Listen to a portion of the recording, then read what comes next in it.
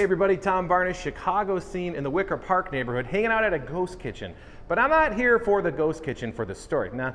It's Valentine's Day, and what better says Valentine's Day than chocolate and booze? And that's where I have a couple of my friends here. This is Marianna, who's in charge of Jitterbug, which is all things chocolate dipped confections, right? That's right. All right, so I'm gonna get to you in a second, but first, I have my friend Laura here.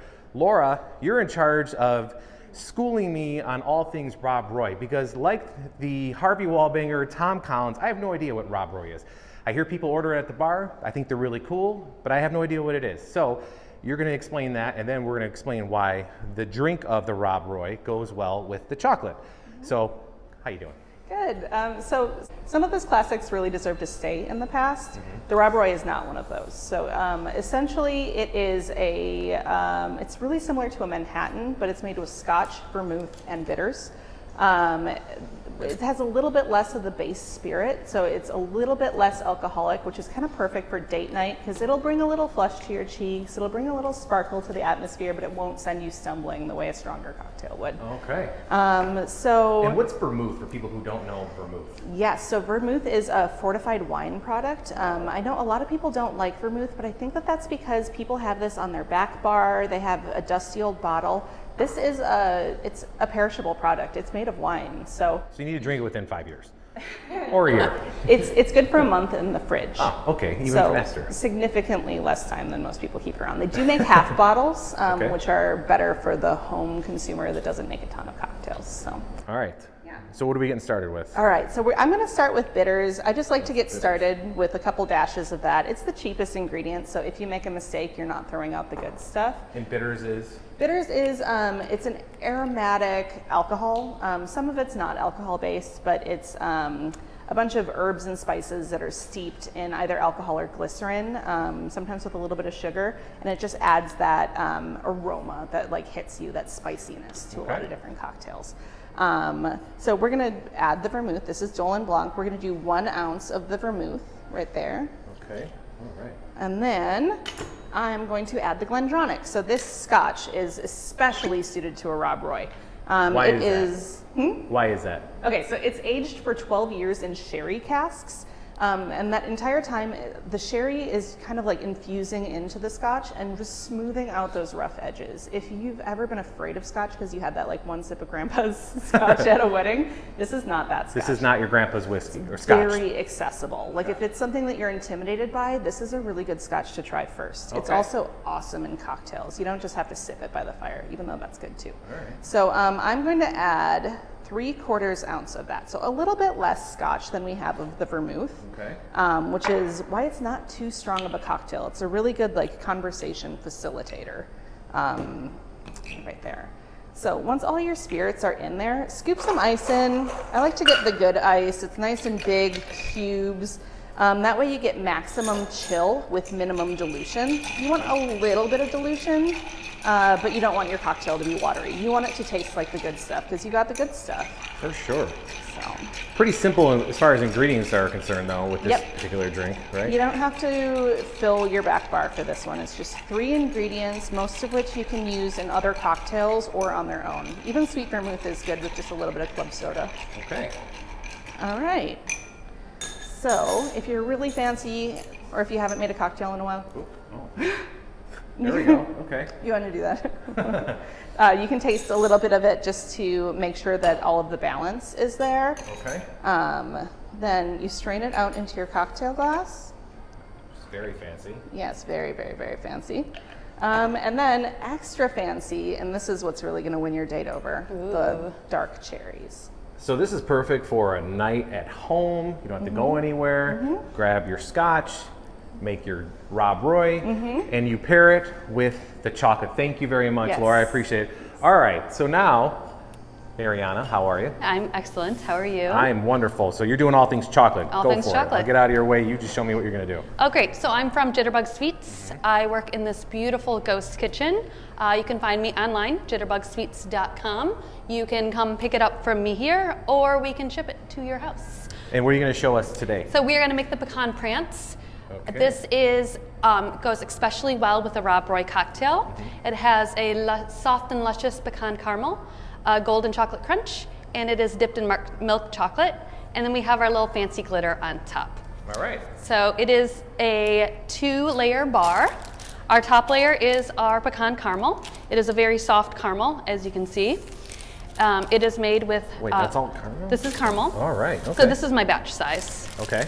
This makes about 60 bars. Okay. So the caramel is a classic caramel. It's made with a little bit of molasses, so you have just a little bit of a brown sugar taste to it. And then it gets mixed with our house-made pecan butter. We roast the pecans and blend them in-house. So yeah, it's gorgeous. Yes, The bottom layer is a golden chocolate. Golden chocolate is also called toasted white chocolate. Okay. So what you do is you take white chocolate and you toast it in the oven, and the sugars just lightly caramelize. So it just has this nice like Maillard flavor to it. So it really complements the caramel. Okay. So we just toast it in the oven, and this is what it looks like when it comes Look at that, out. the magic it tells you. It is just, if you could smell it, it smells great, and it's just so like toasty and delicious. It's very special.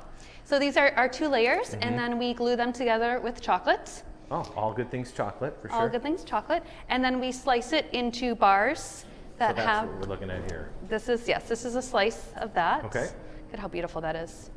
Fantastic. And then we're just gonna cut off our rectangles. I'm gonna use one of my favorite kitchen tools. This is a bench scraper. It has a ruler on it. It has just a little bit of an edge. If you need to slice something, you can scoop. I love this thing. If you don't have one, you should get one. Okay. All right, so we're just gonna measure our pieces here. Voila. Oh, just like that. Yeah, just like that. We're just gonna score it a little bit. Then we're just gonna give it a little slice. So, and they are in the shape of triangles because, as we all know, triangles taste better. Yep. All right, so we are going to dunk them in our milk chocolate bath over here. I'm gonna come over. You say milk chocolate bath, I come running. All right, here we Yeah. go. So this is our properly tempered chocolate. That's at the temperature that we want.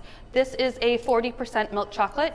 It's a little bit darker than your standard milk chocolate, just so the sweets aren't too sweet. Okay. They have a really nice balance to them. All right. I'm just gonna hang out right on your Cool. shoulder.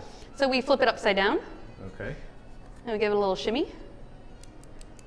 We just scrape off the extra, I always wondered how that works. a little slide. And we're gonna come right over here, Okay. and we set it down. So give it a little So you do this all by yourself? Oh yeah, it's a one-woman operation look at the like. moment. There is the final product. All right, now I'm on the other side. So here we have our roasted pecans. And so this is the fun part. Each of the bars have a little different personality, and they get a little different topping. Okay. So we have our roasted nuts. Here is some gold sanding sugar. This would take me 6 years to do. You're doing this in a matter of 5 minutes. It's fantastic. It's yes, but it's so fun. So look at here that. we have our edible luster dust. And we put it on with a little paintbrush.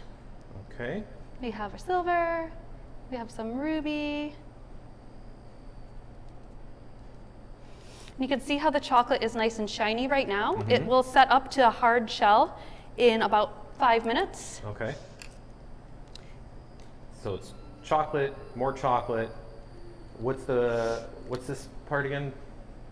That is golden white chocolate. The golden white chocolate. A little bit of coconut oil to soften it up, and some puffed rice for crunch.